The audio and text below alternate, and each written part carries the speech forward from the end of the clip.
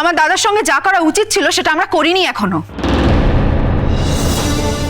কারণ ওই যে আমরা ভদ্রলোক, তাই এগুলো কিছুই করতে পারিনি। আসলে নতুন কাকুর অনেকদিন আগেই আমার দাদাকে চাকরি থেকে সরিয়ে দেওয়া উচিত ছিল, কিন্তু ওই যে ভদ্রতার খাতিরে, নতুন কাকুর ভদ্রতা বোধ, ওই যে নতুন কাকু ভদ্রলোক। আর আরো একটা কথা হলো, দাদা ভাই মায়ের সন্তান, আর নতুন কাকু মায়ের কাছে কৃতজ্ঞ থাকে, তাই তার ছেলের কোনো ক্ষতি নতুন কাকু কোনোদিন করতে পারবে না। সত্যিই যদি নতুন কাকু এটা করতে পারতো তাহলে। মিরি, তোর কথাটা আমি কমপ্লিট করে দিচ্ছি। নতুন কাকু, তুমি যদি আজকে এই কাজটা করতে পারতে তাহলে সব থেকে বেশি উপকার দাদা ভাইয়ের হতো। দাদা ভাই, তোর আজকে দুঃখের দিন, তোর বিপদের দিন, তাই তোকে আর আঘাত দিতে চাই না। শুধু এইটুকু বলবো, দেখ বাজারে তো চাকরি বাকরির অভাব নেই, তুই এলিজিবল, এফিশিয়েন্ট, তুই নিজেও সেটা স্বীকার করিস। খুঁজে নে না চাকরি, খুঁজে নে। মনে কর নতুন কাকু তোকে চাকরিটা করে দেয়নি। কি বললি? মনে করব? মনে করব? আমার জীবনের এতগুলো দিন আমি চাকরি করার পরে এখন মনে করব নতুন কাকু আমার চাকরিটা দেয়নি? আর এই চাকরিটার জন্য আমি অন্য কোথাও চাকরির চেষ্টাও করিনি। বুবলাই, আমি তোমায় একবারও বলেছিলাম যে আমার রেকমেন্ডেশনে তোমার চাকরি হয়েছে বলে তুমি অন্য কোথাও চাকরির চেষ্টা করতে পারবে না? বলেছিলাম আমি তোমায় এখনো অন্য জায়গায় রেকমেন্ড করে দিতে পারি, তোমার চাকরিও হয়ে যাবে, কিন্তু আমি সেটা করব না। কারণ এখন আমি যাই করি না কেন তুমি সেখানে আমার স্বার্থ খুঁজবে, তোমার মনে হবে আমার কোন একটা ষড়যন্ত্র হচ্ছে।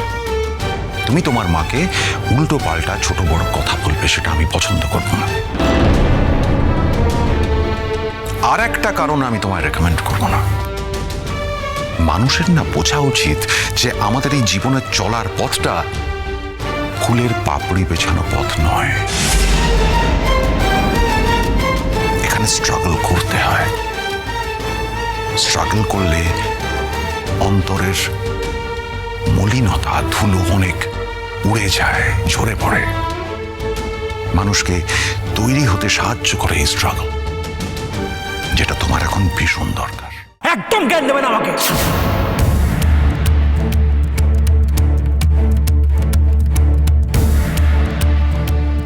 বুবলাই, একদম এরকম করে চিৎকার করবে না। তুমি ভুলে যেও না আমার শরীর কিন্তু এখনো ঠিক হয়নি।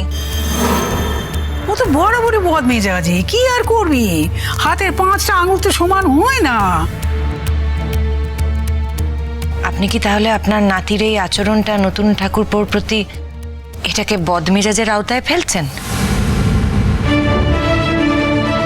তা বলছি না, কিন্তু আমি তো কাউকে ফেলতে পারবো না বাবা। উহ, কেন আসি? এই তো কি সুন্দর আমায় ফেলে দিতে পারলে না? একবারও তোমার মনে হলো না যে এই নতুন এই বাড়ির সকলকে নিজের ভাবে? তোমার একবারও মনে হলো না এই নতুন এই কারুর কোনো ক্ষতি করতে পারে না? তুমি আমায় প্রশ্ন করলে মাসি, আমায় এত বড় একটা কথা বললে, এই যে আমার বিরুদ্ধে একটা প্রশ্ন তুললে, তার মানে তোমার মনে সংশয় হয়েছে যে নতুন এরকম একটা কাজ করলেও করতে পারে। তোমার মনে হয়েছে নতুন বাইরের লোক। বুবলাই, না আমার বড় উপকার করেছিস জানিস তো আজকে। তুই একেবারে সঠিক সময় আমায় বুঝিয়ে দিয়েছিস যে এই বাড়িটা তোদের বাড়ি, এই বাড়িতে আমার কোনো অধিকার নেই, আমি বাইরের লোক। মাসিও আজকে তাই প্রমাণ করে দিল। তুই আমাকে ভুল বুঝছিস নতুন। তা মাসি, আমি এখন আর কাউকে ভুল বুঝি না। আমি একদম ঠিক সময়ে ঠিক মানুষটাকে চিনতে পারি।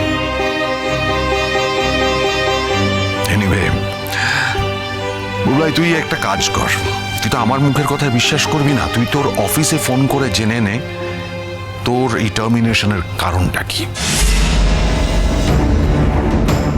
তারপর আমাকে ফোন করতে হবে না, আমাকে কিছু জানাতে হবে না। আসল কারণটা এই বাড়িতে যাদের যাদের আমাকে নিয়ে প্রশ্ন আছে, সংশয় আছে, তাদেরকে বল। I'll be ever grateful. আজ আসি বৌঠান। কিছু খেয়ে যাবে না নতুন দা?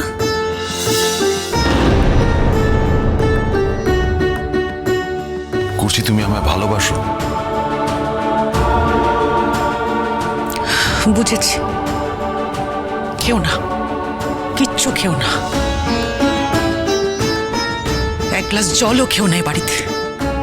একদম ঠিক কাজ করেছো তুমি, বুঝেছি। আসছি মাসি। তুই আমাকে ভুল বুঝলি। ওই যে বললাম মাসি, আমি তোমায় একেবারে ভুল বুঝিনি। বৌঠান, এসো নতুন ঠাকুরপো। বৌঠান, তুমি এখন ভালো আছো তো? আগের থেকে অনেক ভালো আছি। তোমার সঙ্গে দেখা হয়ে যাবে এর মধ্যে। সামনে তোমার জন্মদিন, দেখা না করে কি আর পারবো? আচ্ছা বৌঠান, আমি এখন আসি।